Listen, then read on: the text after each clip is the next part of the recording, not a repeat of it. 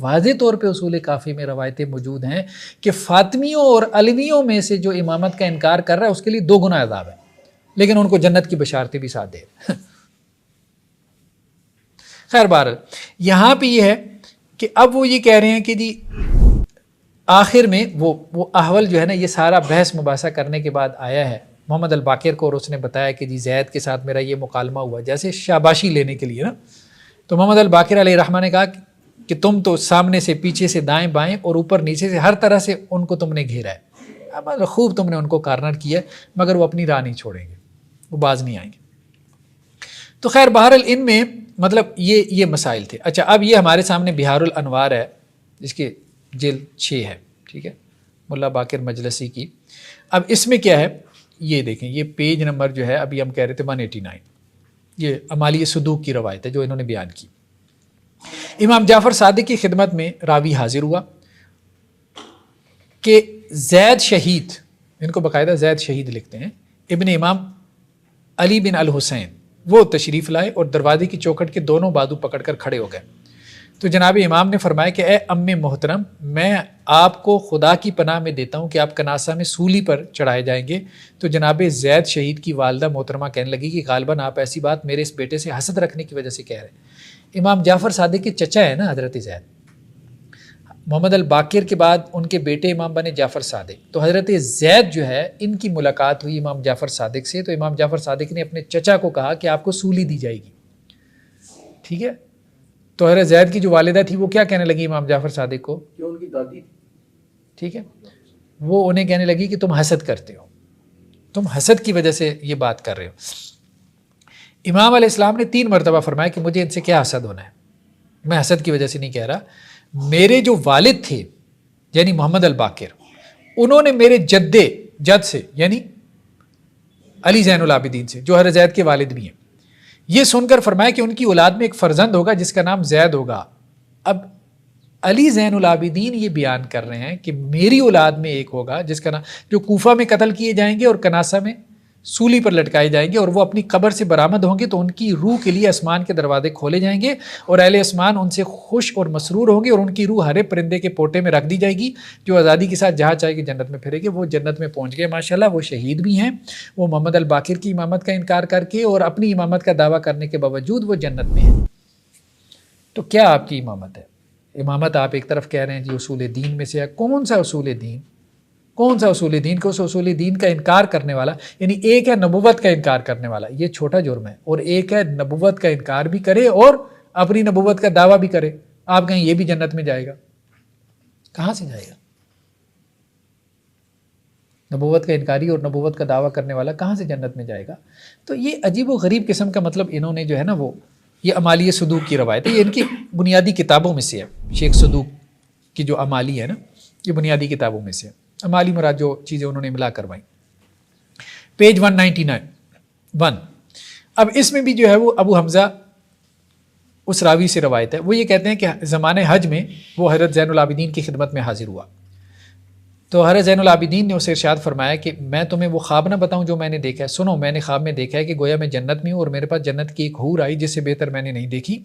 میں اپنے تکی پہ سہارا لیے ہوئے بیٹھا ہوا تھا کہ ایک کہنے والی کی آواز سنی جو مجھ سے کہہ رہا تھا کہ اے علی ابن الحسین، آپ کو زید مبارک ہو، اور اس نے یہ الفاظ 3 مرتبہ کہے۔ تو اتنی بشارتیں جس بیٹے کے لیے، امام کو بشارت ہو رہی ہے کہ آپ کیا ایک بابرکت بیٹا پیدا ہونے والا ہے، اس بیٹے کے بارے میں یہ بشارتیں دی جا رہی ہیں کہ وہ جنت میں جانے والا ہے، وہ تو امام مان ہی نہیں رہا، اپنے بھائی کو امام ہی نہیں مان رہا، وہ تو خود امامت کا دعویٰ کیے بیٹھا ہے۔ ابو حمزہ کہتے ہیں کہ اس کے بعد مجھے پھر حج کا موقع ملا تو میں امام علیہ السلام کی خدمت میں حاضر ہوا، دروازہ کھٹکھٹایا، دروازہ کھلا تو میں اندر پہنچا تو کیا دیکھتا ہوں کہ امام علیہ السلام اپنے ہاتھوں پر اپنے بچہ زید کو اٹھائی ہوئی ہے، ٹھیک ہے۔ تو اصل تو امام یہ تھے، سیدھی سی بات ہے، پھر بشارتیں تو ان کے بارے میں تھیں، خواب تو ان کے بارے میں آ رہے تھے، سوٹیبل کینڈیڈیٹ تو پھر یہ ہوئی ہے نا امامت کے۔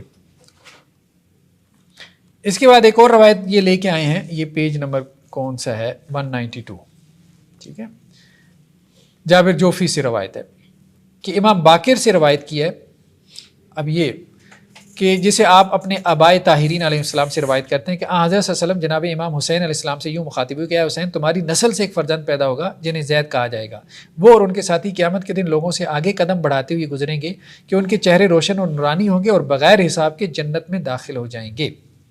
امالی صدوق، ٹھیک ہے، بغیر حساب کتاب وہ اور ان کے متابعین دونوں جنت میں داخل ہوں گے۔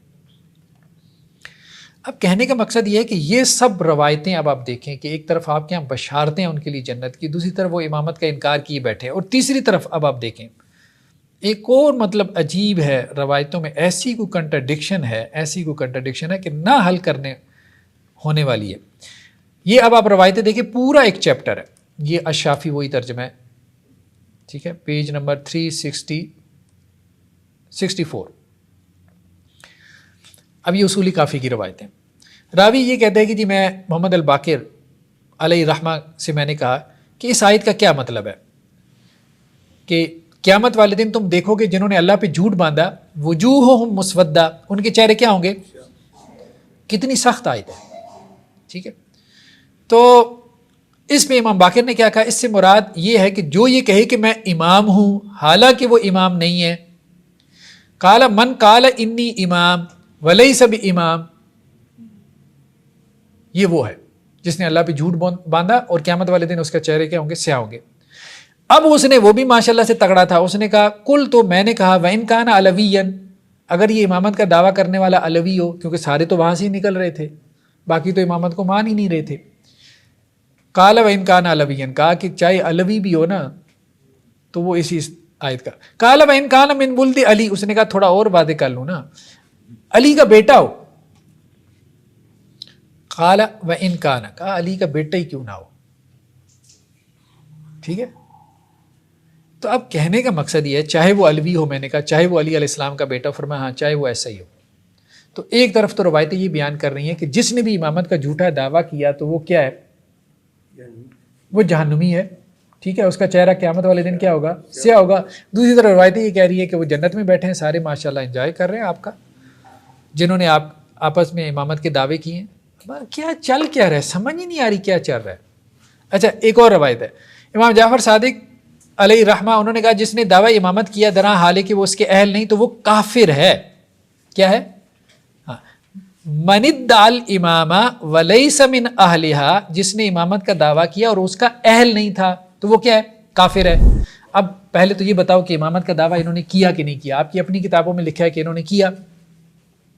امام جعفر صادق کے 4 بیٹوں نے امامت کا دعویٰ کیا، کافر بنے 3 کے نہیں، تو سارے تو اہل بیت اور سارے فاطمی، سارے اطرت فاطمہ، سارے علوی تو کافر بن گیا، سیدھی سی بات ہے۔ آپ کے اپنے تھیسس کے مطابق پہلے کافر تو ان کو بناؤ نا، پھر اس کے بعد امامت پہ بات کرنا۔ امامت آپ اس وقت تک اصولی عقیدہ نہیں بیان کر سکتے، اس کو ایک اصولی عقیدہ بنا کے، جب تک آپ ان سب کو امامت کے دعوے داروں کو کافر نہ بنائیں۔ فرقے ان کی بنیاد پہ موجود ہیں، کیسے انکار کر سکتے ہیں؟ کیسے کہہ سکتے ہیں کہ جی دعویٰ ہی نہیں کیا امامت کا، تو یہ سارا ذخیرہ حدیث اٹھا کے پھینک دو۔ پھر یہی ہمیں بتا رہا ہے کہ امامت کے دعوے کیے، سارے فرقوں کا انکار کر دو۔ فرقے کیسے وجود میں آ گئے؟ اگر کسی نے امامت کا دعویٰ ہی نہیں کیا تھا تو حضرت اسماعیل کو ماننے والے، امام ماننے والے کیوں ہیں دنیا میں؟ اگر زید نے امامت کا دعویٰ نہیں کیا تھا تو ان کو امام ماننے والے کیوں ہیں؟ اگر انہوں نے ان کی امامت کا انکار نہیں کیا تھا، ٹھیک ہے، تو کہنے کا مقصد یہ ہے تو پھر انہوں نے علیحدہ سے اپنا وہ کیوں شروع کیا معاملہ سارا۔ ایک اور روایت ہے کہ امام جعفر صادق سے اس آیت کا مطلب پوچھا گیا کہ روز قیامت تم دیکھو گے ان لوگوں کو جنہوں نے اللہ پہ جھوٹ بولا، یہ وہی والی ہے یوم القیامت طرح، یہ امام جعفر صادق سے، ٹھیک ہے۔ تو انہوں نے بھی وہی بات کی کہ اس سے مراد وہ ہے کل من زعم انہ امام ولیس بامام، اس سے مراد وہ شخص ہے جو یہ سمجھے کہ میں امام ہوں حالانکہ وہ امام نہیں ہے۔ میں نے کہا وَإِن كَانَ فاطميًا علويًا، اگر وہ فاطمی علوی ہو تو ہاں بھائی فاطمی علوی جو مرضی ہو وہ اس کا مستاق ہے۔ پھر یہ فرمایا کہ اللہ تعالیٰ 3 لوگوں سے قیامت والے دن کلام نہیں کرے گا، نہ ان کا تزکیہ کرے گا، اور ان کے لیے دردناک عذاب ہوگا۔ اول وہ جس نے دعویٰ امامت کیا حالانکہ وہ خدا کی طرف سے امام نہیں ہے۔ دوسرا جس نے امام منصوص من اللہ سے انکار کیا، تو آپ کے اپنے لوگ امام منصوص من اللہ کا انکار کر رہے تھے، سارے دعوے دار نہیں تھے، ٹھیک ہے، کچھ نے دعویٰ کیا، ٹھیک ہے، حسینیوں میں سے بہت سو نے دعویٰ کیا اور آپ کے نزدیک وہ جھوٹے دعوے دار ہیں۔ پھر ان میں سے جو ہے وہ کچھ ایسے ہیں کہ جنہوں نے چلے دعویٰ نہیں کیا لیکن آپ کے امام کا انکار کر دیا۔ تیسرے وہ جس نے ان دونوں کے لیے آخرت میں کوئی حصہ قرار دیا، سمجھ رہے ہیں یہ بات؟ جس نے امامت کا دعویٰ کیا وہ تو گیا ہی گیا، جس نے امام منصوص کا انکار کیا